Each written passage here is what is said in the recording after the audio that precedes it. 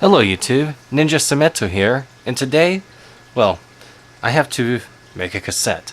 Now, my name is not Tech Mode, so I don't have professional equipment to record these on. So, I have a very basic JVC player, which was from 1995. It is the JVC TDR441. And I'm going to record a cassette to it, because in the future I might need musical recordings, and I don't want to go sifting through the YouTube library every time I want to do that.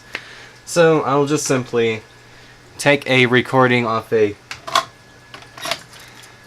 from YouTube's library and put it on a cassette. I chose green because green is a cool color to put stuff on, and it'll make it easy for me to identify.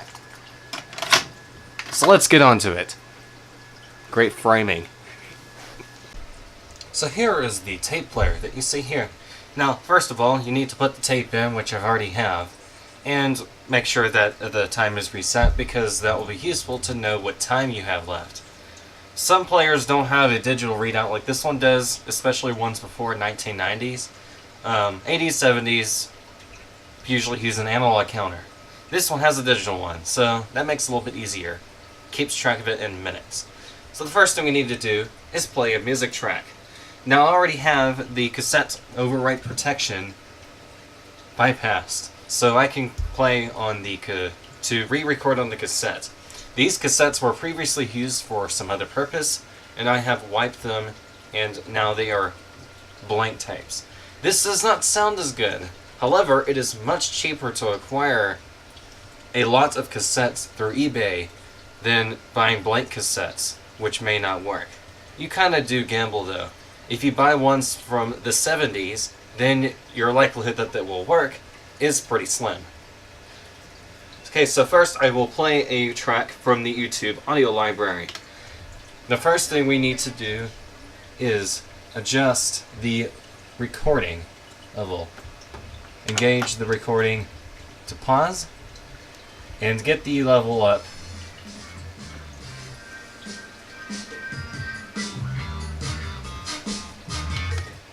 Our goal is to fit right in between.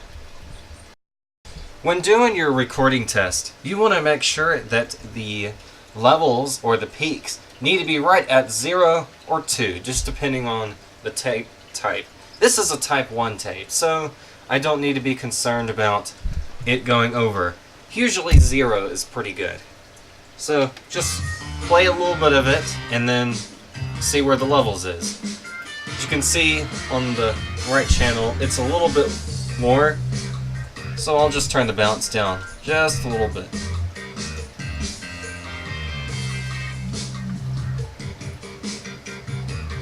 Actually, that's a little too loud, so I'll turn it down just a little bit more. And there you go.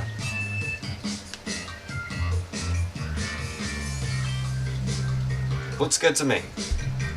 Now, of course, this is real-time dubbing. This isn't high-speed dubbing.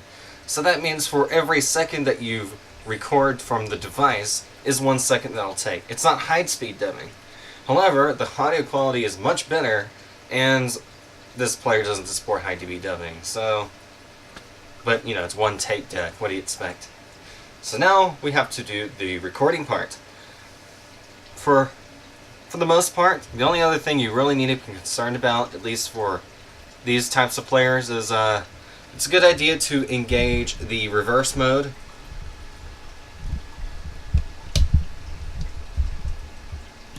A good idea is to have the reverse mode set to go forward and backwards as well.